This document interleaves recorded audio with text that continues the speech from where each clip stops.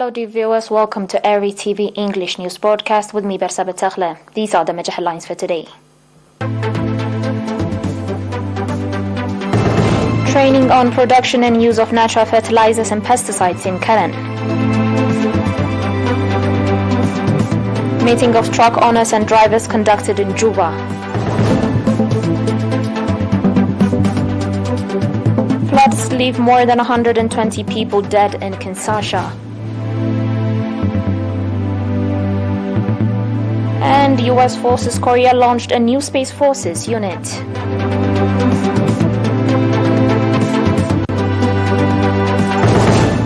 On your local news, training on production and proper use of compost, natural fertilizers and pesticides was provided to agricultural experts and farmers with a view to ensure the safety of land and environment and thereby boost agricultural production.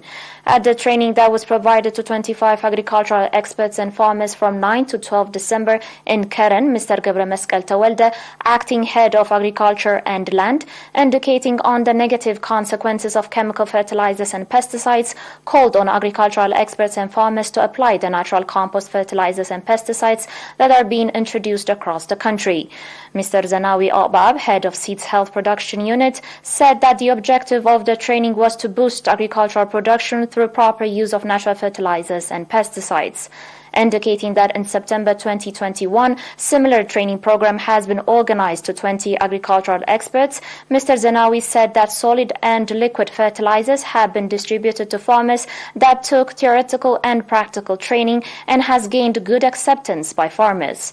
Mr. Zenawi went on to say that liquid fertilizers produced from seaweeds and fish discards had begun being distributed to exemplary farmers and that will extensively continue.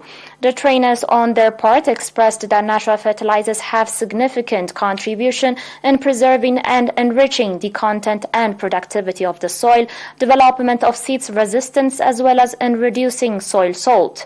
Ms. Kibra Gabriel Mescal, head of seeds development, explaining on the damage that chemical fertilizers inflict on the biodiversity, called on farmers to frequent natural fertilizers. At a meeting conducted on 11 December, the Eritrean Truck Owners and Drivers Association in Juba, Republic of South Sudan, expressed readiness to strengthen organizational capacity and participation in the national affairs. At the meeting in which Mr. Johannes Takhle Mikael, Eritrean ambassador to South Sudan, and senior commanders of police traffic of South Sudan took part, extensive discussion was carried out on the challenges the nationals are facing, as well as measures that should be taken to address them. Speaking at the occasion, Ambassador Johannes called on the participants to conduct regular follow-up on the conditions of their trucks and abide by the regulations being issued by the South Sudan government related to traffic.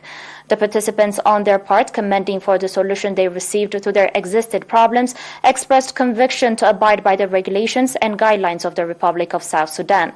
The Eritrean Truck Owners and Drivers Association in Juba was established with small number in 2016 and currently has 800 members.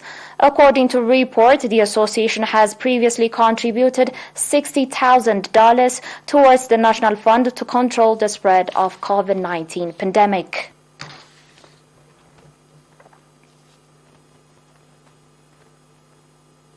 On your last local report, adult education program in the 9 administrative areas in Ad-Da'iya subzone is registering praiseworthy achievement. The program is providing adult education service to children, youth, and adults that were not able to join the regular education due to the lack of regrouping of villages and far location of their villages, indicating that 579 people are attending the adult education from 20 centers. Mr. Khaira Ramadan, head of adult education program in the subzone, called for sustainable awareness-raising activities with a view to control dropout of female students, pointing out that encouraging adult education program is being carried out in the 9 administrative areas. Mr. Habtai Tesvaski, administrator of the subzone, expressed readiness of the subzonal administration to play due part in the successful implementation of the program. The participants on their part, indicating the significance of education in the national development, called for conducting the program in the Eastern Escarpment.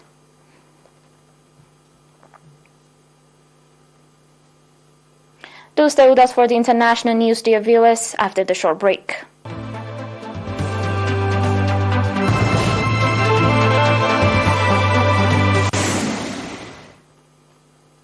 Welcome back. More than 120 people have been killed following the worst floods in years in the capital of the Democratic Republic of Congo, Kinshasa, the authorities say. Major roads in the city center were submerged as heavy rains continued for hours and several homes collapsed. Many of those who died were in hillside areas which suffered landslides. The government has announced a 3-day period of national mourning. The death toll, which was first estimated to be at least 55, jumped to more than 120 by yesterday. Entire neighborhoods were flooded with muddy water and houses and roads ripped apart by sinkholes, including the N1 highway that connects the capital of the country's main port of Matadi. An AFP journalist saw the bodies of 9 members of a single family who were killed when their homes collapsed. On today's last report, U.S. Forces Korea launched a new Space Forces unit today as the Allies ramp up efforts to better counter North Korea's evolving nuclear and missile threats.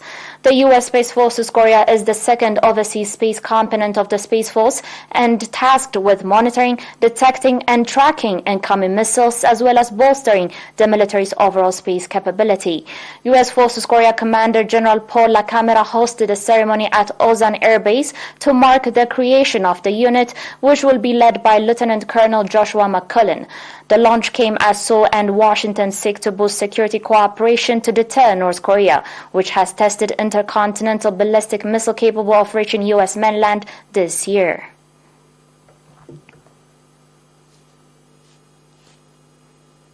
You're still watching us on ERi-TV, dear viewers, and now recap of today's major headlines. Training on production and use of natural fertilizers and pesticides in Keren. Meeting of truck owners and drivers conducted in Juba.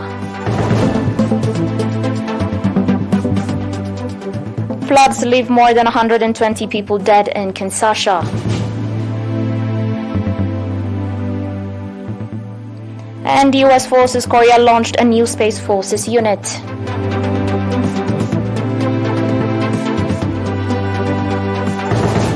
Dear viewers, that was it for today. Thanks for watching and have a good one.